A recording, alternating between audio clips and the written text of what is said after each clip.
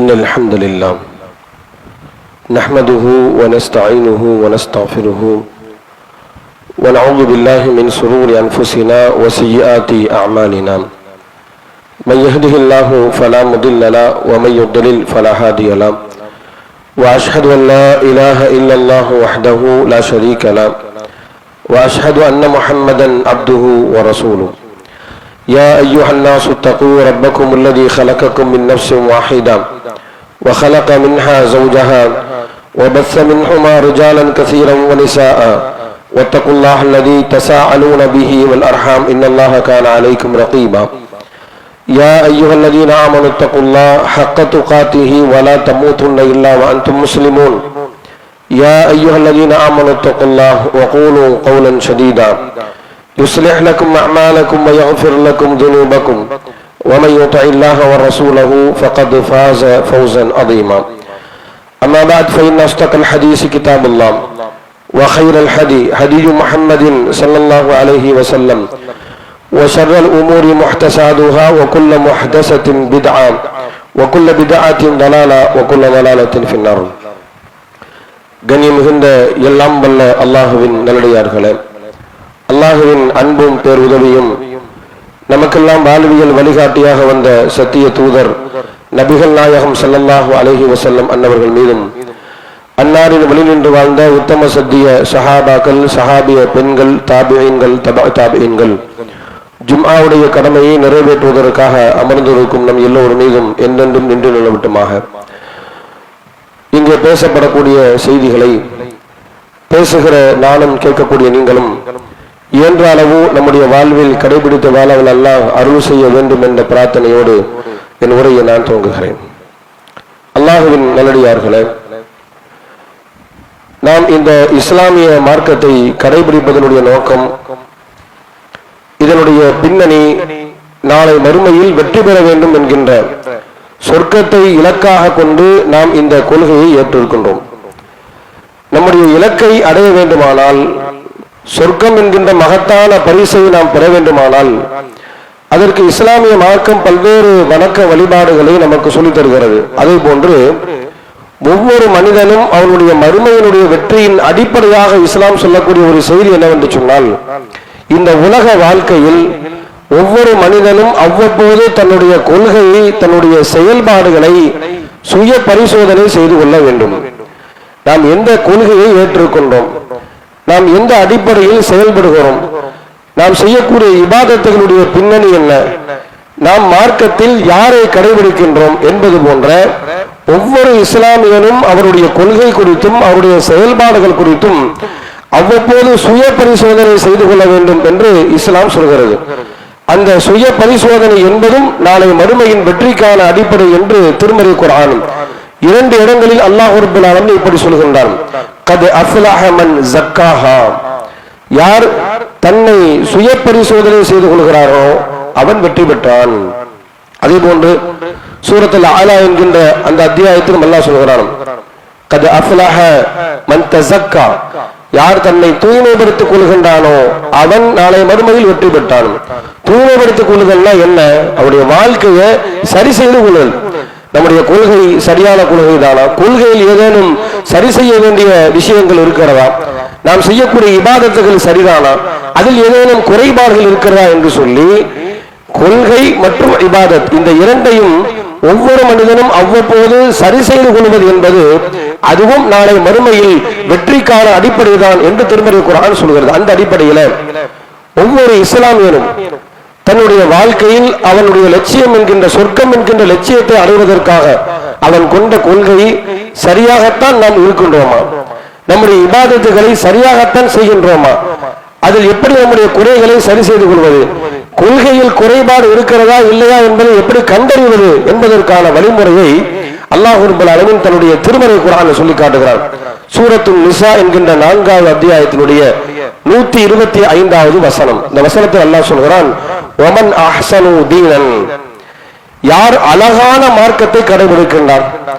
நம்முடைய மார்க்கம் சரியாக இருந்தால் மட்டும்தான் மறுமையில் வெற்றி பெற முடியும்.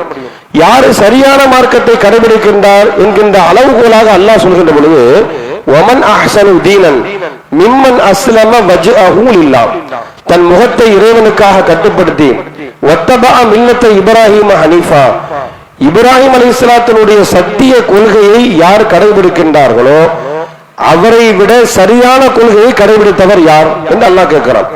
நம்முடைய கொள்கை சரிதானா இல்லையா என்பதை நாம் எவ்வாறு சுய பரிசோதனை செய்து கொள்ள வேண்டும் என்று இறைவன் சொல்கின்ற பொழுது அதை உரசி பார்க்கக்கூடிய உரைகளாக இப்ராஹிம் நபி அல்லாஹ் ரப்பல் ஆலமீன் நமக்கு முன்மாதிரியாக சொல்கிறான். நாம இப்ராஹிம் நபியுடைய கொள்கையில் இருக்கிறோமா இல்லையா, நாம் இப்ராஹிம் நபியுடைய மார்க்கத்தை கடைபிடிக்கின்றோமா இல்லையா, இப்ராஹிம் நபியுடைய மார்க்கத்தை யார் கடைபிடிக்கின்றார்களோ அவருடைய கொள்கையை யார் கடைபிடிக்கின்றாரோ அவர் கண்டிப்பாக சரியான பாதையில் தான் அவர் நடைபெறுகிறார், அவருடைய இலக்கை நோக்கி அவர் பயணிப்பது சரிதான் என்று ஆகும். இப்ப நம்ம ஒவ்வொரு மனிதனும் இப்ராஹிம் நபி கொள்கையை கடைபிடிக்கிறோமா இல்லையாங்கிறது நம்ம சுய பரிசோதனை செய்து கொள்ளணும். நம்ம யார்கிட்ட கேட்டாலும் நம்ம என்ன சொல்லுவோம், இப்ராஹிம் நபி மார்க்கத்தை பின்பற்றாம யாருங்க முஸ்லீம் இருக்க முடியும்? எந்த முஸ்லீம் இப்ராஹிம் நபி மார்க்கத்தை பின்பற்றாம இருக்க முடியுமா? நம்ம எல்லாரும் இப்ராஹிம் நபி மார்க்கத்தை பின்பற்றத்தானே செய்கிறோம்.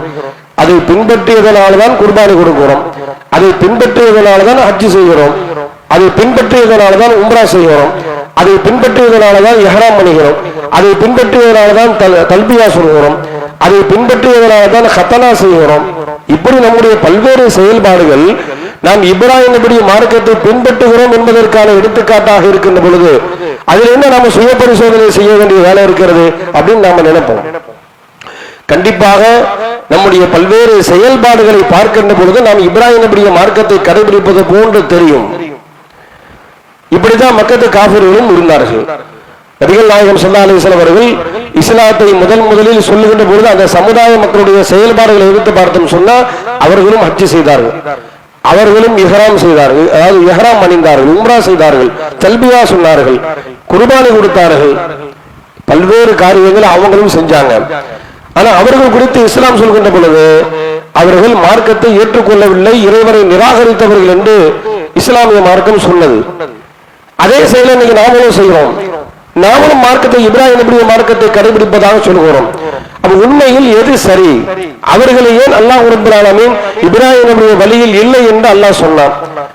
நாம இப்ராஹிம் நபி வழியில் இருக்கிறோமா இல்லையா என்பதை நாம் எப்படி உரசி பார்க்க வேண்டும் என்று சொன்னால், செயல்பாட்டளவில் எல்லா இஸ்லாமியரும் இப்ராஹிம் நபியை கடைபிடிக்கத்தான் செய்கிறான், செயல்பாட்டில் கடைபிடிக்கிறான்.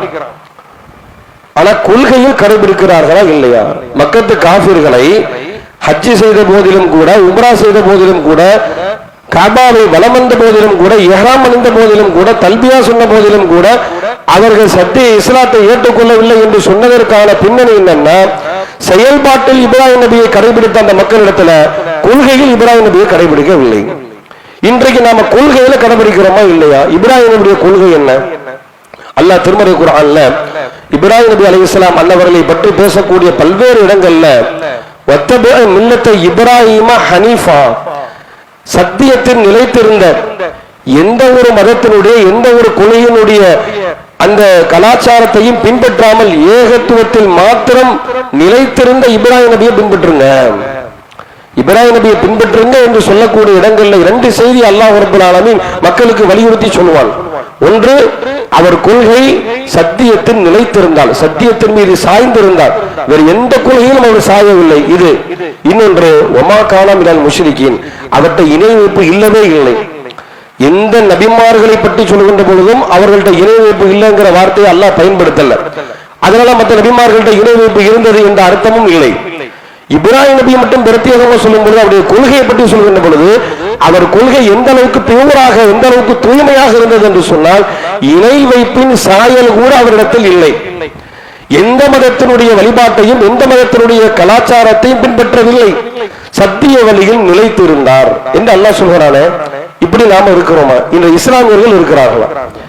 இப்ராஹிம் நபியுடைய கொள்கையை கடைபிடிப்பதாக சொல்லக்கூடிய சமகாலத்தில் வாழக்கூடிய இஸ்லாமியர்களுடைய நிலைப்பாட்டை இப்ராஹிம் நபிய கொள்கை இருக்குதாங்கிற நீங்க உரசி பார்த்தோம் சொன்னா பெரும்பாலான இஸ்லாமியர்கள் இடத்துல இப்ராஹிம் நபி கொள்கை இல்லை. ஏன் அப்படி சொல்றோம்? ஹஜ்ஜுக்கு போறாங்க, தல்பியா சொல்றாங்க. தல்பியாவுடைய வீடியோக்கள்லாம் நீங்க அதிகமா பார்த்திருப்பீங்க ஹஜ்ஜுடைய காலத்தை ஒட்டி. நீங்க பேஸ்புக் போன்ற பல்வேறு சமூக வலைதளத்தை நீங்க திறந்தாலே தல்பியா முழக்கங்கள் நிறைய கேட்டிருப்பீங்க.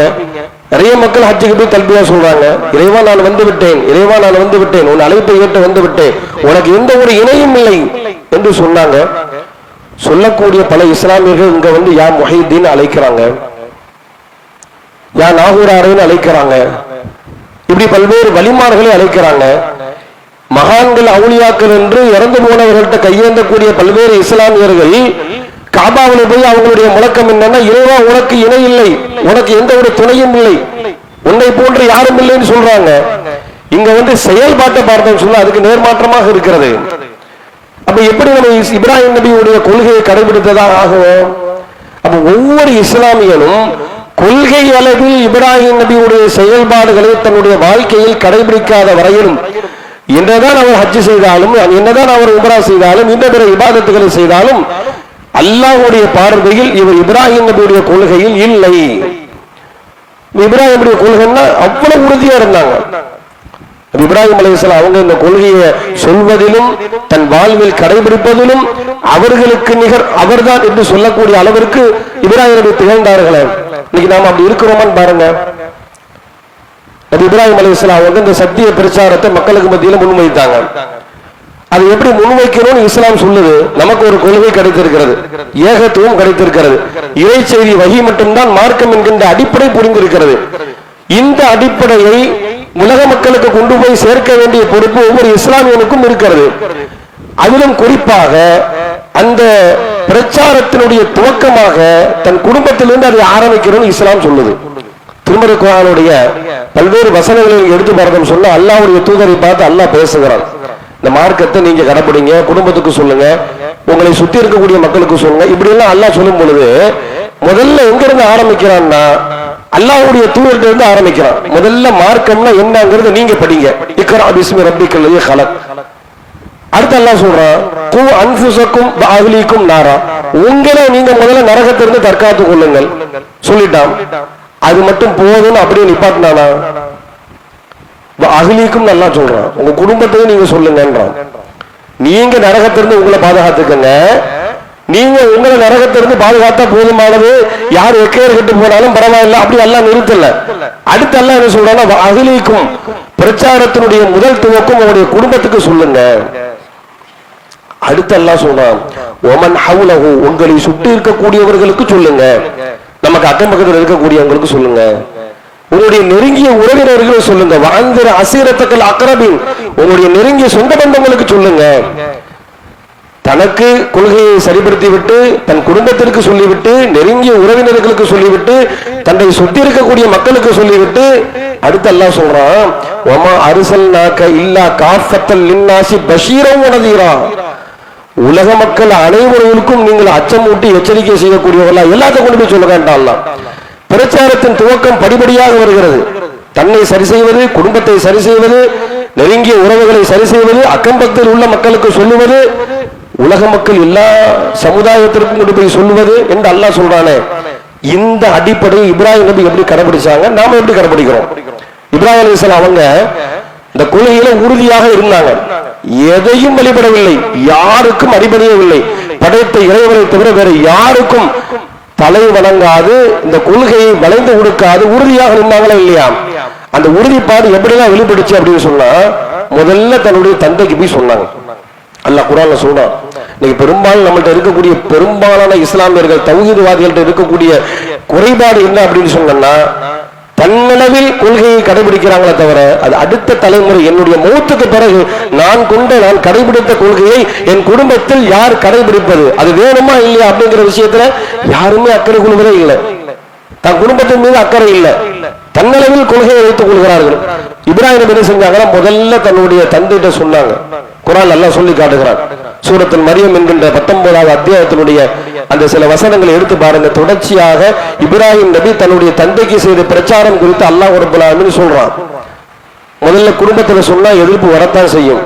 இன்னைக்கு பெரும்பாலும் வீடுகள்ல உள்ள மக்களுக்கு, தன்னுடைய தந்தைக்கு, தன்னுடைய தாய்க்கு, தன்னுடைய உடன் பிறந்தவர்களுக்கு, சொந்த பந்தங்களுக்கு தன் கொள்கையை வெளிப்படையாக சொல்வதற்கு தயங்கக்கூடிய காரணம் என்ன அப்படின்னு சொன்னா, அவங்க எதிர்க்கிறாங்க, நம்மளை எதிர்க்கிறாங்க. நான் ஒரு ஆள் மட்டும்தான், குடும்பமே என்னை எதிர்க்குது, நான் எப்படி அவர்களை எதிர்கொள்வது?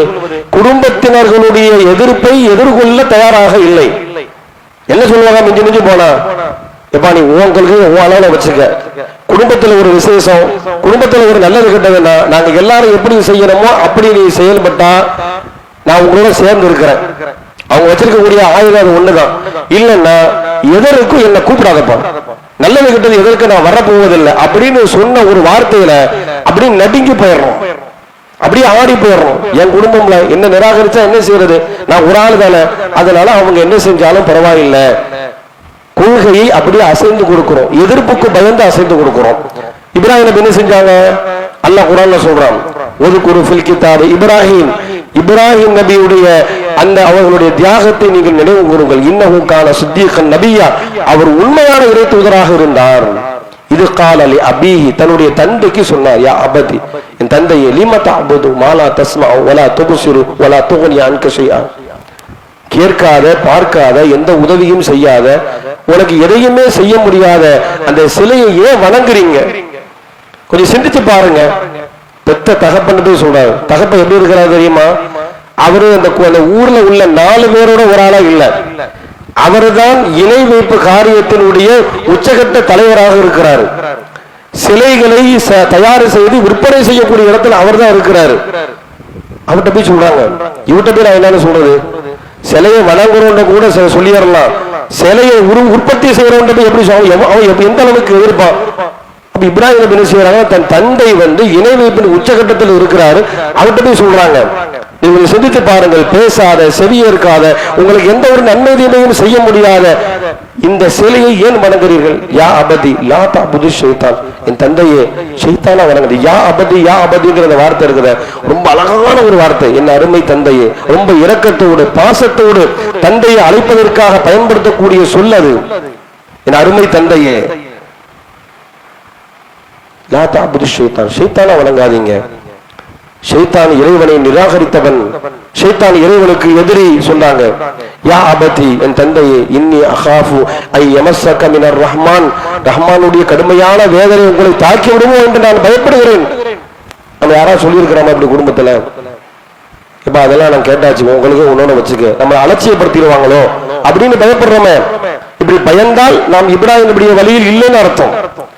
முதல்ல குடும்பத்தை சரி செய்ய வேண்டும். குடும்பம் சரியாக, ஒரு சமூகத்தினுடைய சீர்திருத்தத்திற்கான அடிப்படை குடும்பம் தானே.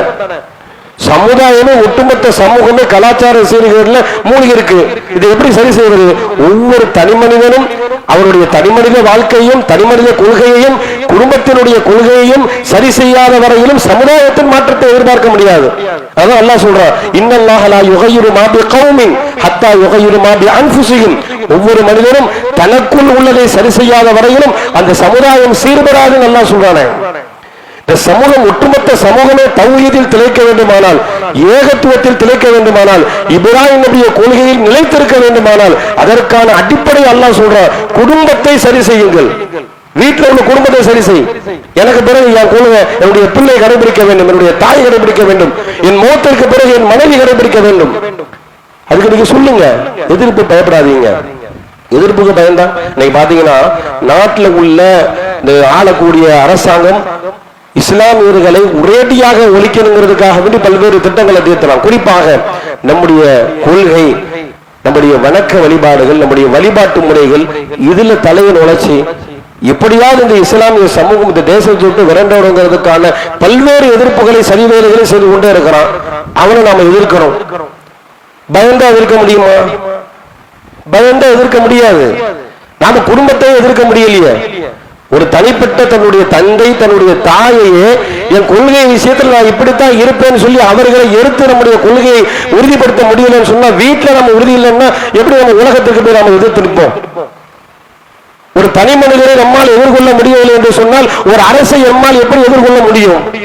இப்ராஹிம் நபி எதிர்கொண்டார்கள். முதல்ல தன்னுடைய தந்தையை எதிர்கொண்டார்கள், தன்னுடைய குடும்பத்தை எதிர்கொண்டார்கள், எதிர்த்து நின்றாங்க, சொன்னாங்க, அடிமுறைக்கு ஆளாக்கப்பட்டார்கள், நெருப்பு குண்டத்தை தூக்கி வீசப்பட்டார்கள். அல்லாஹ் ஒருபொழுது அவர்கள் கைவிடவே இல்லை. கைவிடாமல் இருந்ததற்கான காரணம் அவர்கள்ட்ட இருந்த அந்த கொள்கை உறுதி. அப்ப முதல்ல குடும்பத்தை சரி செய்யுங்க. நம்ம வீட்டில் உள்ள மக்களுக்கு சொல்லுங்க, மார்க்கம்னா என்ன, இஸ்லாம்னா என்ன, தௌஹீத் என்ன. கொள்கை சரிபெறாத வரையிலும் நம்முடைய எந்த ஒரு இபாதத்துக்கும் பயனில்லை. அதை புரிந்து கொள்ளுங்கள். இஸ்லாமிய மார்க்கம் 2 அடிப்படையை கொண்டது. ஒன்று கொள்கை, ஒன்று செயல்பாடுகள். அதுக்குதான் இஸ்லாம் ஈமான் சொல்லுவாங்க. ஈமான் என்ற கொள்கை, இஸ்லாம் என்கின்ற செயல்பாடு, ரெண்டு அடிப்படையை கொண்டதுதான் இந்த மார்க்கம். இந்த ரெண்டு அடிப்படையில் மிக முக்கியமான அடிப்படையாக இருக்கக்கூடிய கொள்கை சீர்பெறாமல் சரிபெறாமல் அவன் என்னத்தை வணங்கினாலும் என்ன இபாதத்தை செய்தாலும் அது கண்டிப்பாக அல்லாஹ்விடத்தில் ஏற்றுக்கொள்ளப்படாது என்று இருந்தால் ஒவ்வொரு மனிதரும் குடும்பத்தை சரி செய்யுங்க, தன்னுடைய பிள்ளைகளுக்கு சொல்லுங்கள், தன்னுடைய பெற்றோர்களுக்கு சொல்லுங்கள். அவர்கள் என்ன எதிர்த்தாலும் நீங்கள் பயப்படாதீங்க, கவலைப்படாதீங்க. அப்படித்தான் இதுதான் இப்ராஹிம் நபியுடைய கொள்கையில நாம இருக்கிறோங்கிறதுக்கான அளவுகோல். பயந்தோம் சொன்னா, வளைஞ்சு கொடுத்தோம்னா கண்டிப்பா நாம மார்க்கத்தை பின்பற்றவே இல்லை. அப்ப இப்ராஹிம் நபியுடைய வழி வந்த அல்லாஹ்வுடைய தூதர் எப்படி இருந்தாங்க? கொள்கையை குடும்பத்துக்கு சொல்வதில்லை, குடும்பத்தார்களுடைய எதிர்ப்பை எதிர்கொள்ளக்கூடிய விஷயத்தில் அல்லாஹ்வுடைய தூதர் எப்படி இருந்தாங்க சொன்னாங்க. குடும்பத்துல போய் சொன்னாங்க, குடும்பத்தில் உள்ள சொந்த பந்தங்கள் எல்லாம் எதிர்த்தார்கள், முகத்தில் மண்ணை வாரி இறைத்தார்கள், எதற்கும் அஞ்சவே இல்லை. ஏன்? ஒரே ஒரு குறிக்கோள், இவர்கள் நரகம் சென்று விடக்கூடாது, என் மௌத்துக்கு பிறகு என் உம்மத்தில் யாரும் நரகம் சென்று விடக்கூடாது. அல்லாஹ் அப்படிதான் சொல்றான். அல்லாஹ்வுடைய தூதர் அவருடைய தியாகத்தை பற்றி சொல்லும் பொழுது, உங்களை நீங்களே மாய்த்துக் கொள்வீர்கள் போல் தெரிகிறது அல்லாஹ் சொல்றான். அல்லக பாஹிரு நஃப்ஸக அல்லா யகூனு முஃமினீன். இந்த சமுதாயத்தில் இவங்க இஸ்லாத்தை ஏற்றுக்கொள்ளவில்லை என்கிற அவர்கள் மீது இருக்கக்கூடிய அக்கறையும் ஆர்வமும் அதற்காக நீங்கள் மேற்கொள்ளக்கூடிய முயற்சிகளும் உங்களை நீங்களே மாய்த்துக் கொள்வீர்கள் போல் தெரிகிறது. அப்படி செத்து போயிடாதீங்க நீங்க அப்படிங்கிற அளவு அல்லாஹ்வே சொல்றான்னா எந்த அளவிற்கு இந்த விஷயத்தில் அல்லாஹ்வுடைய தூதர் கொள்கையை சொல்லக்கூடிய விஷயத்துல ரொம்ப உறுதியாக இருந்தாங்க. கடைசி வரையிலும் தன் பெரிய தந்தைக்கு சொன்னாங்க. ஏன்னா அவருடைய வாழ்நாள்ல அவருடைய தந்தைக்கோ தாய்க்கோ சொல்லக்கூடிய பாக்கியத்தை அல்லாஹ்வுடைய தூதருக்கு கொடுக்கல. அல்லாஹ் ரப்பல் ஆலமீன் சிறிய வயதிலே தந்தை இழந்து விட்டார்கள், தாய் இழந்து விட்டார்கள், பெரிய தந்தையின் அரவணைப்பில் வளர்ந்தார்கள். அதற்கு நன்றிக்கரனாக இந்த இஸ்லாம் இந்த தௌஹீத் என்ற கொள்கையினுடைய பெரிய தந்தைக்கு வர வேண்டும் என்பதற்காக வேண்டி ஒரு முழு மூச்சாக இந்த ஏகத்துவத்தை சொன்னாங்க. கடைசி வரையிலும் சொன்னார்கள், மரணப்படுக்கை வரையிலும் சொன்னார்கள். ஏற்றுக்கொள்ளவில்லை. அவர் அப்துல் முத்தலிபுடைய மில்லத்தை மறந்து விட்டார். அல்லாஹ்வுடைய தூதர் தேம்பி அழுதாலும் வரலாறு நமக்கெல்லாம் தெரியும். நரகத்துக்கு போறாரு. இஸ்லாத்திற்காக பாடுபட்டவர், என்னை வளர்த்தவர், என்னை ஆளாக்கியவர், என் கொள்கை உலக மக்களுக்கு சென்றடைவதற்காக மிக உறுதுணையாக இருந்தவர், அவருக்கு கொள்கை சேரவில்லையே என்கின்ற அந்த வருத்தத்தில் கண்ணீர் வடித்து அழுத அல்லாஹ்வுடைய தூதருடைய செய்தியை குர்ஆன் பேசுகிறது. அதே வழியில் வந்த சஹாபாக்கள் தன்னுடைய குடும்பத்துக்கு சொல்ற விஷயத்தில் எப்படி இருந்தாங்க? அபூபக்கர் சித்திக் ரலியல்லாஹு அன்ஹு அவர்கள் அல்லாஹ்வுடைய தூதருக்கு மிகவும் விருப்பமானவர். தன்னுடைய மரண வேளையில் செய்த பல்வேறு உபதேசங்கள் ஒன்றாக அபூபக்கர் அவர்களுடைய தியாகத்தை நினைவு கூர்ந்தார்கள். அல்லாஹ்வுடைய தூதர் கடைசி நேரத்தில் நினைவு கூர்ந்தாங்க. எனக்கு பிறகு அபூபக்கரை நீங்க என்ன செய்யுங்க, நீங்க அவன் கைவிட்டு விடாதீர்கள். அவர் வாசானி பினப்சி வமாலி, அவருடைய உடலால் அவருடைய உடைமைகளால் எனக்காகவும் இந்த இஸ்லாத்திற்காகவும் மிகப்பெரிய அளவில் உறுதுணையாக இருந்தவர் என்று இஸ்லாமிய வளர்ச்சிக்கு இஸ்லாமிய அந்த கொள்கை மேலோங்குவதற்கு அல்லாஹ்வுடைய தூதருக்கு அடுத்த அந்த சமுதாயத்தில் மிக உறுதியாக இருந்தவர் அபூபக்கர். அவருடைய தந்தைக்கு சொன்னாங்க, இஸ்லாத்தை ஏற்றுக்கொள்ளவில்லை ஆரம்ப காலகட்டத்தில், கடைசி வரைக்கும் சொன்னாங்க. ஃபத்ஹ் மக்காவுடைய வெற்றியின் பொழுதுதான் அவருடைய தந்தை இஸ்லாத்தை ஏற்றுக்கொள்ள வேண்டும் என்கின்ற ஒரு எண்ணத்தை வருகிறது. தூக்கிட்டு வராங்க அல்லாஹ்வுடைய தூதர்ட்ட. அல்லாஹ்வுடைய தூதர் தூக்கிட்டு வர்றாங்க. நடக்க முடியாம அந்த வயதான அந்த அந்த முதியவரை கொண்டு வரும்போது அல்லாஹ்வுடைய தூதரை பார்க்கறாங்க. இவருடைய தலைமுடியான் இப்படி இருக்கிறது, தலைமுடியெல்லாம் அப்படியே நரைத்து போய் நரையால் வெள்ளை பூ மாதிரி இருக்குது, இவருடைய தலைக்கு சாயம் பூசுங்கள் என்றெல்லாம் சொன்னாங்க அல்லாஹ்வுடைய தூதர். ஃபத்ஹ் மக்காவுடைய வெற்றியின் பொழுதுதான் அவர் இஸ்லாத்தை ஏற்றுக்கொண்டார். அந்த நேரத்திலிருந்து அபூபக்கர் சொன்னாங்கன்னு அர்த்தம் இல்லை, கடைசி வரைக்கும் சொன்னாங்க. ஆரம்பத்திலிருந்து சொன்னார்கள். அல்லாஹ் ஹிதாயத்தை கொடுத்தான். அல்லாஹ் நான் கொடுப்பான். நாம நினைச்சுட்டு இருக்கோம் கடைசி வரை இவங்க இப்பதான் இவங்களை ஏத்துக்க மாட்டாங்க, அவங்க கொள்கை அவங்களுக்கு அப்படின்னு நாம நினைச்சுட்டு இருக்கிறோமே. அல்லாஹ் நாடினால் நம்முடைய பிரச்சாரத்தால் நம்முடைய முயற்சியால் ஒருவருக்கு அல்லாஹ் ஹிதாயத்தை கொடுக்கிறான் என்று சொன்னால் அதை விட இந்த உலகத்தில் நாம் சம்பாதித்த சொத்து வேற எதுவுமே கிடையாது. உயர்வான சொத்து அது. இந்த உலகத்துல மனிதனுடைய வாழ்நாளில் மனிதன் சேமிக்கக்கூடிய சொத்துகள் இருக்கிற உலகத்தில் சேர்க்கக்கூடிய சொத்து எல்லாம் உலகத்தோட முடிந்து போய்விடும், எதுவுமே நம்ம கூட வராது. ஒரு நிலையான சொத்து, விலை மதிக்க முடியாத சொத்து என்று சொன்னால் நம் மூலம் அல்லாஹ் ஒருவருக்கு கொடுக்கக்கூடிய மார்க்க அறிவு, ஒருவருக்கு அல்லாஹ் வழங்கக்கூடிய ஹிதாயத், அதை விட மிகப்பெரிய சொத்து எதுவுமே இல்லை.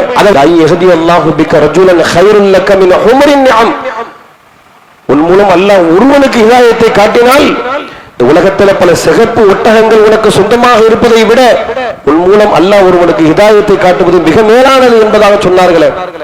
அதையே நாம மேற்கொள்ள கூடாது. அபூ ஹுரைராவுடைய வாழ்க்கை வரலாறு நமக்கெல்லாம் தெரியும். அபூ ஹுரைரா அவங்க இஸ்லாத்துக்கு வந்தது எப்போ? ஹைபருடைய யுத்தகாலம் ஹிஜ்ரி 7க்கு பிறகுதான் இஸ்லாத்திற்கு வந்தாங்க. ஆரம்பத்தில் கொள்கையை ஏற்றுக்கொண்டவர்கள் அபூ ஹுரைரா கிடையாது. பத்ரை சந்திக்கவில்லை, உஹதை சந்திக்கவில்லை, பல்வேறு யுத்தகாலங்களை பார்க்கவில்லை. ஹைபர் போர்க்களத்திற்கு பிறகு இஸ்லாத்தை ஏற்றுக்கொண்ட அபூ ஹுரைரா அவர்களுடைய வரலாறு தெரியும். இஸ்லாத்தை ஏற்றுக்கொண்டார்கள், தாய் இஸ்லாத்தை ஏற்றுக்கொள்ளவில்லை, எதிராக இருக்கிறாங்க, இஸ்லாத்துக்கு எதிராக இருக்கிறாங்க. அவங்க சொல்றாங்க, அபூ ஹுரைரா, நான் என்னுடைய தாய் இடத்தில் இந்த தௌஹீதை சொன்னேன், ஏகத்துவத்தை சொன்னேன். எப்படி சொல்றாங்க பாருங்க, அதாவது என்னுடைய தாயிடத்தில் நான் இந்த ஏகத்துவத்தை சொல்லிக்கொண்டே இருந்தேன், விடாமல் தொடர்ச்சியாக சொல்லிக்கொண்டே இருந்தேன். என் தாய் அதை ஏற்றுக்கொள்ளவில்லை. ஏற்றுக்கொள்ளவில்லைங்கிறத தாண்டி இந்த இஸ்லாத்திற்காக பாடுபடக்கூடிய அல்லாஹ்வுடைய தூதரையே மிக கடுமையான முறையில் விமர்சனம் பண்றாங்க, திட்டுறாங்க. இது அவங்களால சகிக்க முடியல. இன்னைக்கு சில குடும்பங்கள் இருக்கும், சில குடும்பங்கள்ல தௌஹீது கொள்கை ஏற்றுக்கொண்ட யாரா ஒருத்தவங்க, அவங்க யார் மூலமாக தௌஹீதுக்கு வந்தாங்கன்னு தெரிஞ்சா அவங்கள திட்டுவாங்களா இல்லையா? ஒழுங்கா தான் இருந்தான், என்னைக்கு இந்த மஸ்ஜித் ரஹ்மானுக்கு தொலை போனானோ அன்னையோட நாசமா போயிட்டான் அப்படின்னு சொல்லக்கூடிய ஆட்களுக்கு தான் எதிர்க்கக்கூடியவர்கள். இந்த கொள்கையை வெறுப்புணர்வோடு பார்க்கக்கூடிய உள்ளத்தில் இது இருக்கும். இவர்களும் நம்மோடு யாரெல்லாம் சேர்ந்து இருக்கிறாங்களோ அவர்களை பார்க்கும் போதுதான் வெறுப்பு ஏற்படும். இதே மாதிரி அபூ ஹுரைராவுக்கு வெறுப்பு ஏற்படுது. யார் மீது உள்ள வெறுப்புன்னா நபிகள் நாயகம் ஸல்லல்லாஹு அலைஹி வஸல்லம் அவர்களுடைய உள்ள வெறுப்பு. ஒரு கட்டம் தாண்டி திட்டு விடுகிறார்கள். திட்டினாங்க அப்படின்னு சொன்னா அபூ ஹுரைரா அவங்க வேக வேகமா ஓடி வராங்க, அல்லாஹ்வுடைய தூதரை சந்திப்பதற்காக வருகிறார்கள். நபிகள் நாயகம் ஸல்லல்லாஹு அலைஹி வஸல்லம் அவங்க சொல்றாங்க, அல்லாஹ்வுடைய தூதரே, நான் என்னுடைய தாய் இடத்தில் இஸ்லாத்தை சொன்னேன், ஏகத்துவத்தை சொன்னேன், நான் சொல்லிக்கொண்டே அவர்கள் ஏற்றுக்கொள்ளவில்லை. எந்த அளவிற்கு என்று சொன்னால் இறுதியாக நீங்கள் வெறுக்கக்கூடிய அளவிற்கு உங்களை பற்றி உண்டான வெறுக்கத்தக்க வார்த்தைகளை அவர்கள் என் மீது சொல்வது என்னால் தாங்க முடியவில்லை. யாரும் சொல்லலாம், அழுதாங்க. அதோலி உம்மி, என்னுடைய உம்மாவிற்காக, என்னுடைய தாய்க்காக நீங்க அல்லாஹ்விடம் துஆ செய்யுங்கள், என்னுடைய ஹிதாயத்திற்காக துஆ செய்யுங்கள் என்பதாக அபூ ஹுரைரா அவங்க சொல்றாங்க. இப்படி சொன்ன மாத்திரத்திலேயே நபிகள் நாயகம் ஸல்லல்லாஹு அலைஹி வஸல்லம் அவங்க கையேந்தி அல்லாஹ்விடத்தில் துஆ செய்றாங்க. அதாவது அல்லாஹும்ம இஹ்தி உம்ம அபூ ஹுரைரா, அபூ ஹுரைராவுடைய தாய்க்கு இறைவானை நேர்வழி காட்டு. ஒரு பிரார்த்தனை. பிரார்த்தனையை கேட்ட மாத்திரத்தில் என்ன செய்யறாங்கன்னா வேகமா ஓடி வராங்க, வீட்டுக்கு ஓடி வர்றாங்க. என்னுடைய தாயுடைய நிலைமை என்ன ஒரு பார்த்தோம் சொன்னா, அவங்க வீட்டுல ஒரு செயல், ஒரு காரியம் நடக்கிறது, ரொம்ப பெரிய ஆச்சரியத்தக்க ஒரு காரியம். உள்ள நுழைய போறாங்க, அவங்களுடைய தாயார் நீ வெளியில நில்லுங்கன்றாங்க. அழைக்க மக்கான உன்னுடைய இடத்தில் நீங்கள் இருங்கள், உள்ள வர வேண்டாம். குளித்துக் கொண்டிருந்தார்கள். குளித்த என்னுடைய தாய் வேக வேகமாக உடை அணிந்து தலையில் முக்காடு அணிந்தவராக வெளியே என்னை அழைத்தார். யா அபூ ஹுரைரா, அபூ ஹுரைராவே, அஷ்ஹது அல்லா இலாஹ இல்லல்லாஹ் வ அஷ்ஹது அன்ன முஹம்மதன் அப்துஹு வ ரசூலுஹு, வணக்கத்துக்குரியவர் அல்லாஹ்வை தவிர வேறு யாரும் இல்லை என்று நான் சாட்சி கூறுகிறேன். முஹம்மது அல்லாஹ்வின் அடிமையாகவும் தூதராகவும் இருக்கிறார் என்று நான் சாட்சி கூறுகிறேன். சொன்ன மாத்திரத்திலேயே ஃபரஜஅது இலா ரசூலுல்லாஹி ஸல்லல்லாஹு அலைஹி வஸல்லம் ஃபஅதைதுஹு வ அனா அப்கி மினல் ஃபரஹ், மகிழ்ச்சியின் உச்சகட்டத்தால் அழுதவனான திரும்பவும் அல்லாஹ்வுடைய தூதரை நான் சந்தித்தேன். அழுதுகிட்டே போனேன். ரசூல் ஸல்லல்லாஹு அலைஹி வஸல்லம் சந்திக்க போனேன். தேம்பி அழுதவனாக அல்லாஹ்வுடைய தூதரை சந்தித்து நான் சொன்னேன், அப்ஷிர் யா ரசூலல்லாஹ், அல்லாஹ்வுடைய தூதரை நீங்கள் சோபனம் பெறுங்கள். இஸ்தஜாப அல்லாஹு தஅவதக, உங்களுடைய பிரார்த்தனையை அல்லாஹ் ஏற்றுக்கொண்டான். வஹதா உம்மி, என்னுடைய தாய்க்கு அல்லாஹ் ரப்பல் ஆலமீன் ஹிதாயத்தை கொடுத்தான் என்று சொன்ன மாத்திரத்திலேயே அல்லாஹ்வுடைய தூதர் ஃபஹமிதல்லாஹ் வ அஸ்னா அலைஹி, அல்லாஹ்வை புகழ்ந்தார்கள், அல்லாஹ்வை துதித்தார்கள். வகால, அல்லாஹ்வுடைய தூதர் சொன்னார்கள், ஹைரன், நல்லதுதானப்பா, நல்லதுதான் நடந்திருக்கு, ஏன் அழுகிறீங்க அப்படின்னு சொன்ன மாத்திரத்திலே திரும்பவும் அபூ ஹுரைரா இன்னொரு கோரிக்கையை வைத்தாங்க. யா ரசூலல்லாஹ் வதுல்லாஹ் ஐயு ஹப்பபினி அனா உம்மி இலா இபாதில் முஸ்லிமீன், முஸ்லிம்கள் இபாதத்தா, அதாவது அடியார்கள், இறை நம்பிக்கை கொண்ட அடியார்கள் எல்லோரும் என்னையும் என் தாயையும் நேசிக்கணும், துஆ செய்யுங்க, யாரும் எங்களை வெறுத்துடக்கூடாது அப்படின்னு சொல்றாங்க. இரண்டாவது கோரிக்கை. நபிகள் நாயகம் ஸல்லல்லாஹு அலைஹி வஸல்லம் அதற்காகவும் துஆ செய்தார்கள். அல்லாஹும்ம ஹப்பிப் அப்தக ஹாதா யானி அபூ ஹுரைரா உம்மஹு இலா இபாதில் முஃமினீன், முஃமின்கள் ஈமான் கொண்ட அடியார்கள் எல்லோரும் அபூ ஹுரைராவையும் அவருடைய தாயையும் அவர் நேசிக்கக்கூடியவர்களாக இறைவன் அந்த நேசத்தை ஏற்படுத்தும் நபிகள் நாயகம் ஸல்லல்லாஹு அலைஹி வஸல்லம் அவங்க துஆ செய்தார்கள். எந்த அளவிற்கு சொன்னா இன்றளவிலும் அவர்கள் பேசப்படுகிறார்கள். எந்த ஒரு மார்க்க உரையை எடுத்துக்கொண்டாலும் அபூ ஹுரைராவின் அறிவிப்பை சொல்லாமல் மார்க்க செய்தி சொல்ல முடியாது என்கின்ற அளவிற்கு கிட்டத்தட்ட 5000க்கும் மேற்பட்ட செய்திகளை, நபிகளாருடைய செய்திகளை அறிவித்ததன் விளைவாக எல்லா மார்க்க அறிஞரின் வாயால் அவர் பேசப்படுகிறார். தியாகம் என்ன, தாய் இஸ்லாத்தை ஏற்றுக்கணுங்கிறதுக்காக கஷ்டப்பட்டார். வெறுமனே உலகத்துக்கு அறிவிச்சதோடு அவர் நிக்கல. உலகத்துக்கு ரசூலுல்லாஹ்வுடைய செய்தி கொண்டு போய் சேர்த்துட்டம்பா, உலக மக்கள் எல்லாரும் இஸ்லாத்தை ஏற்றுக்கொள்ளட்டும், அதற்காக நான் பாடுபட்டேன். என் வீட்டில் யார் எக்கேடு கட்டு போனாலும் அதை பற்றி எனக்கு கவலை இல்லை என்று இருக்கவில்லை. தன் தாய் இஸ்லாத்தை ஏற்க வேண்டும் என்பதற்காக வேண்டி போராடிய நபி தோழர். இப்படி நாம இருந்தால் மட்டும்தான் உண்மையில் நான் இப்ராஹிமுடைய கொள்கையில் இருக்கிறோம், இப்ராஹிம் அலைஹிஸ்ஸலாத்துடைய மார்க்கத்தில் இருக்கிறோம். இல்லை என்று சொன்னால் நாம் வெறுமளவில் இந்த எதிர்ப்பிற்கு பயந்து மார்க்கத்தை வளைந்து கொடுத்து இன்னைக்கு பார்க்கணும். பெரும்பாலான அனாச்சாரங்கள் திருமணத்தின் பெயரால், குழந்தை பேரின் பெயரால், ஒரு வீட்டில் குழந்தை பிறந்துச்சுன்னு சொன்னா குழந்தை பிறந்து விட்ட அதன் பெயரால், திருமணத்தின் பெயரால், மரணத்தின் பெயரால் எத்தனை அனாச்சாரங்கள், மார்க்கத்துக்கு எதிரான அனாச்சாரங்கள் நடக்கிறது. அதையெல்லாம் பார்த்து கொண்டு இருக்கக்கூடிய ஒரு நிலை இன்னைக்கு ஏற்படுதுன்னு சொன்னா காரணம் என்ன? குடும்பத்தை சரி பண்ணல. அப்ப குடும்பத்தை சரி செய்வது என்பது இப்ராஹிம் நபியுடைய கொள்கை, அதுதான் அல்லாஹ்வுடைய தூதரின் கொள்கை, அதுதான் நபி தோழர்களின் கொள்கை. அதில் ஒரு மனிதன் நான் ஏகத்துவத்தில் இருக்கிறேன் என்பதை வெளிப்படுத்தாத வரையிலும் என்றதான் ஒரு மனிதன் தான் இப்ராஹிம் நபியுடைய கொள்கையை கடைபிடிப்பதாக மார்த்தட்டி கொண்டாலும் அதற்கு எந்த ஒரு அர்த்தமும் இல்லை. எனவே இஸ்லாமிய மார்க்கம் நம்மளை சொல்வது, உங்களுடைய கொள்கையை நீங்க சரி செய்து கொள்ளுங்கள். நாரா, உங்களையும் உங்கள் குடும்பத்தையும் நரகத்திலிருந்து பாதுகாத்துக் கொள்ளுங்கள். நரகத்தினுடைய எரிபொருட்கள் மனிதர்களும் கற்களும் தான் என்று அல்லாஹ் ரப்பல் ஆலமீன் எச்சரிக்கை செய்கிறான். எனவே அந்த எச்சரிக்கையை உள்வாங்கியவர்களாக இப்ராஹிம் நபியுடைய மார்க்கத்தை நாம் உறுதியாக கடைபிடிப்பதோடு நம்முடைய குடும்பத்திற்கு அதை எடுத்து சொல்லி, நம்முடைய உறவினர்களுக்கு எடுத்து சொல்லி, நம்முடைய அக்கம் பக்கத்தில் இருந்த கொள்கையை கொண்டு சேர்த்து உலக மக்கள் எல்லோரும் இந்த ஏகத்துவத்தை கடைபிடிப்பதற்கு நபி இப்ராஹிம் அலைஹிஸ்ஸலாம் அவர்கள் ஒரு தனி மனித ஒரு சமுதாயமாக எப்படி செயல்பட்டாரோ அதுபோன்று நாமும் செயல்பட்டு வாழ்ந்து மரணிக்க வேண்டும். அப்படிப்பட்ட நன்மக்களாக உள்ள இறைவன் உங்களையும் என்னையும் ஆக்கி அருள் புரிவானாக. வஆகிரு தஅவானா அல்ஹம்துலில்லாஹி ரப்பில் ஆலமீன். அஸ்ஸலாமு அலைக்கும்.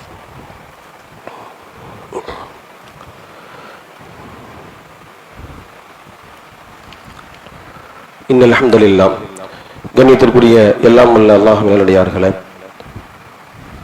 நாம் கொண்டிருக்கக்கூடிய இந்த ஏகத்துவ கொள்கை உலக மக்களுக்கு சென்றடைய வேண்டும் என்கின்ற நன்னோக்கத்தோடு இந்த தௌஹீத் பிரச்சாரத்தை துவங்கிய காலம் முதல் தமிழகத்தில் உள்ள எல்லா இடங்களுக்கும் இந்த கொள்கை போய் சேர வேண்டும் என்கின்ற அடிப்படையில் ஒவ்வொரு காலகட்டத்திலும் பல்வேறு பொதுக்கூட்டங்கள் வாயிலாக இந்த மார்க்க செய்திகளை உலக மக்களுக்கு எடுத்துரைக்கின்றோம்.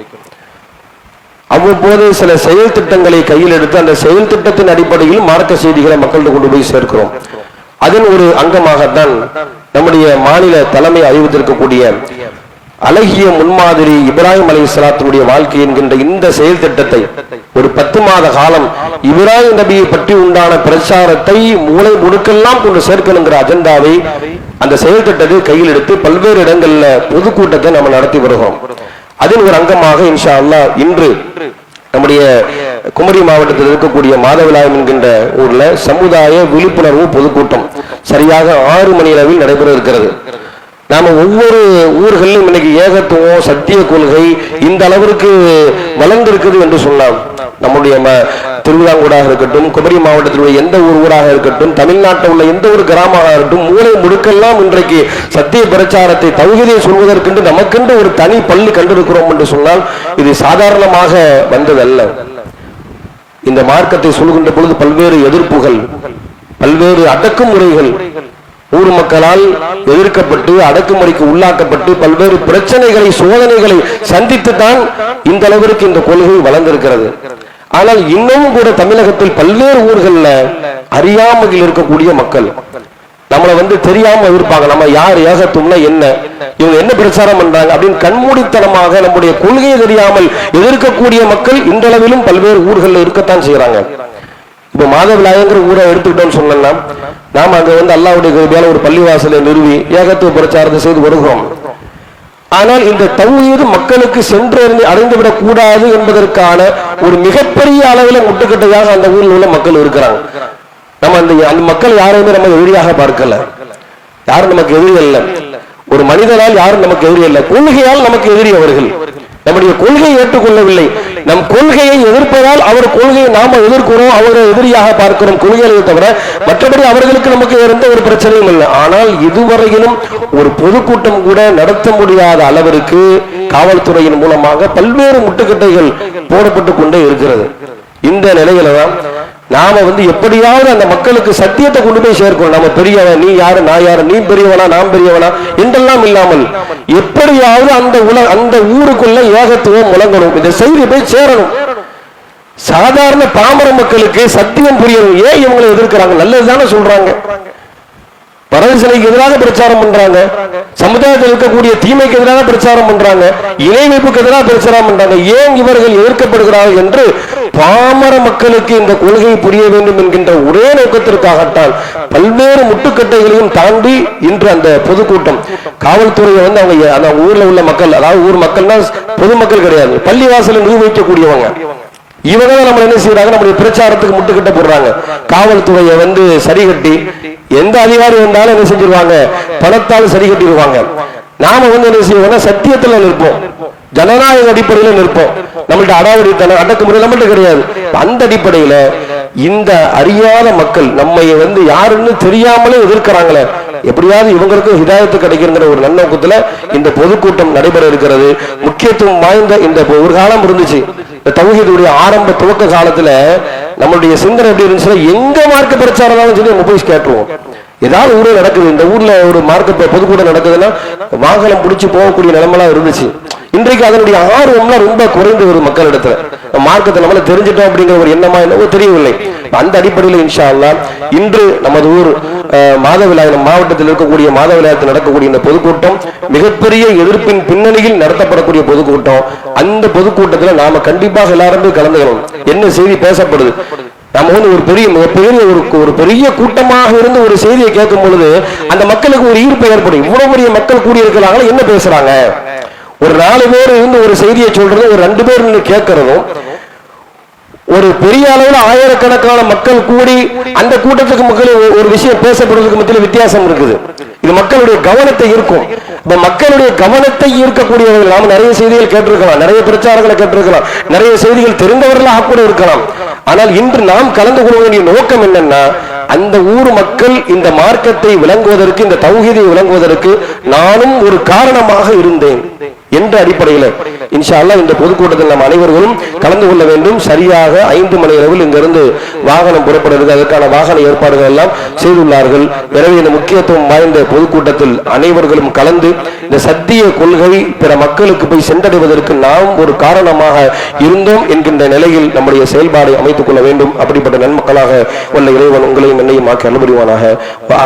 அல்ஹம்துலில்லாஹி ரப்பில் ஆலமீன். அஸ்ஸலாமு அலைக்கும்.